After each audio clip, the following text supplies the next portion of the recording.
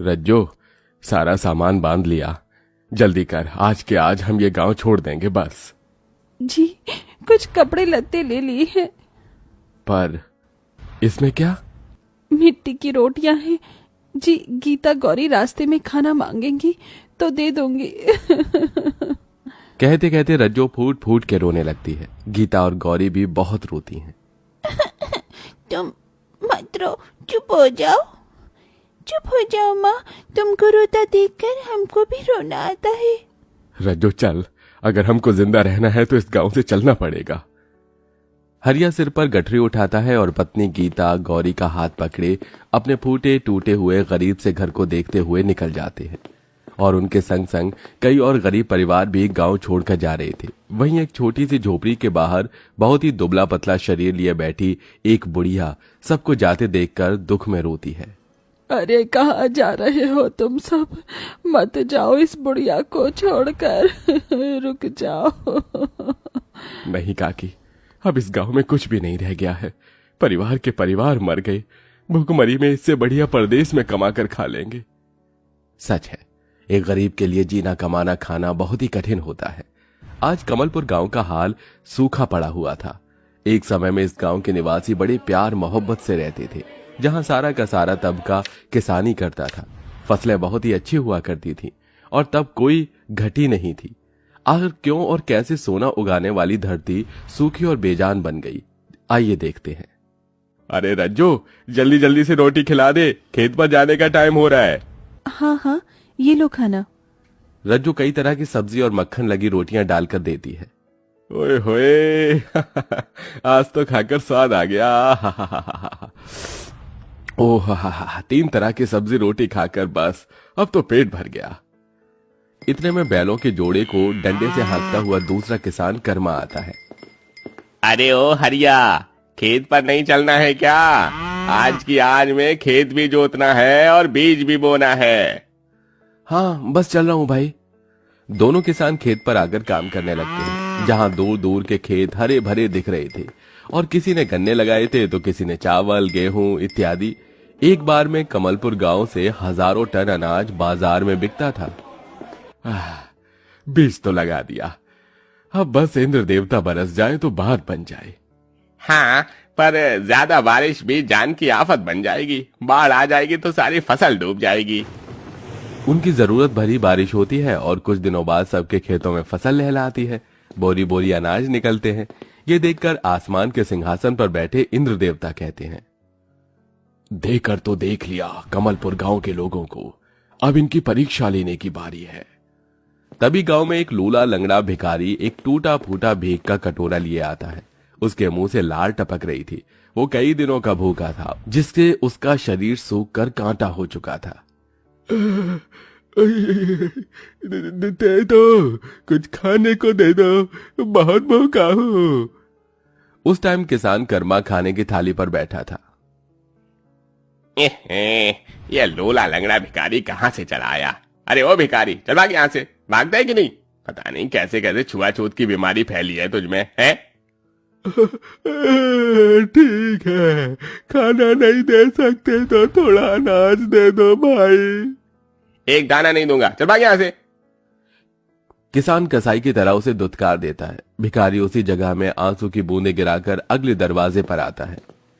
थोड़ा अनाज दे दो दीदी, भूखा हूँ। रुको, मैं लेके आती हूँ। ओह गीता, चल रुक। तेरे पिताजी पसीना बहाकर अनाज उगाते हैं और तू भिखारी खाकर क्या करेगा?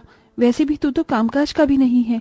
हर कोई भिखारी के साथ वैसा ही सलूक करते हैं। भिखारी तपती गर्मी में भूखे तड़पते तड़पते मर जाता है।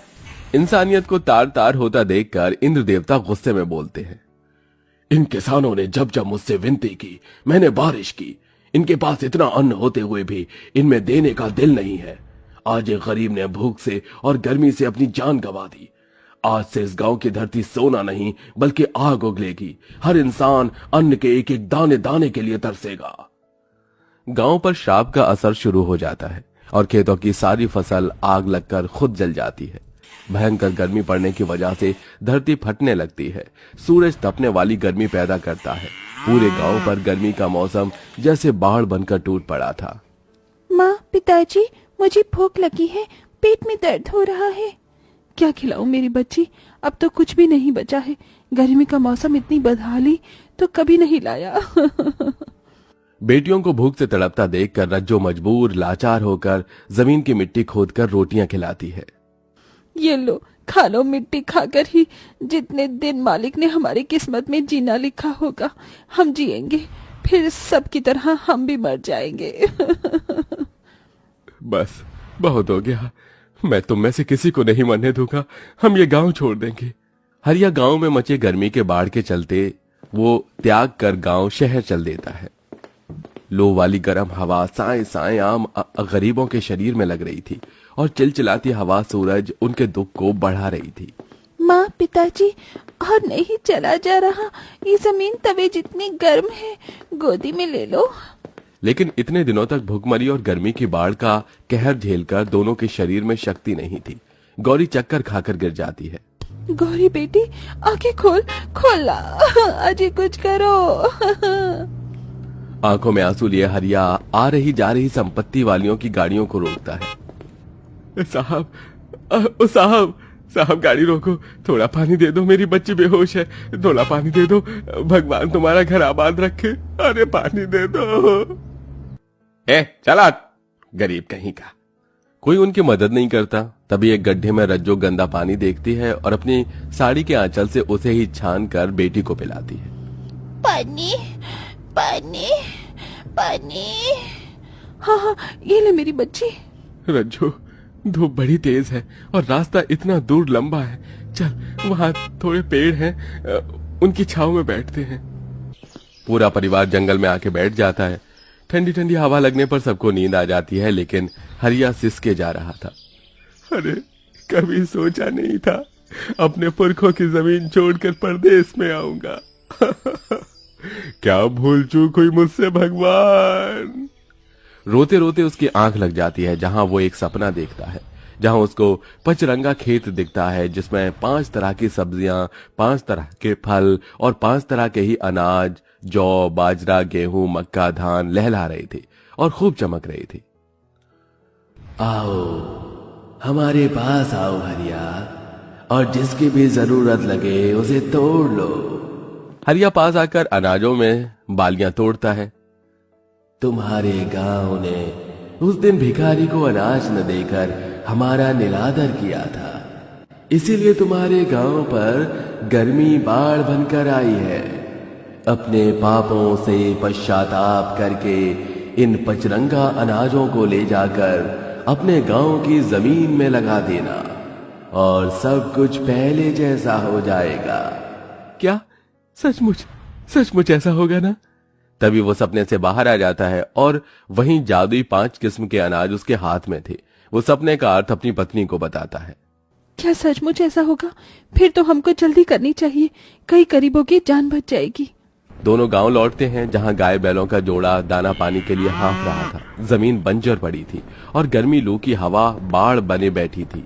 पर हरिया जैसे ही उन 5 किस्म का अनाज, जादुई अनाज खेत में लगाता है तो सब के सब खेत हरे भरे पैदावार से भर जाते हैं और हवा में ठंडक आ जाती है। गर्मी की बेतहाशा बाढ़ का मौसम सुहावना हो जाता है। जानवर भी सांस ले पाते हैं। अरे सब कुछ पहले जैसा हो गया। गर्मी की बाढ़ हम गरीबों के गांव से टल गई। हाँ जी, भगवान ने हमारी गलतियों की माफी दी है, धरती फिर से अनाज देने लगी। जय राम जी, अब हम गरीबों का गांव नहीं मिटेगा, नहीं मिटेगा।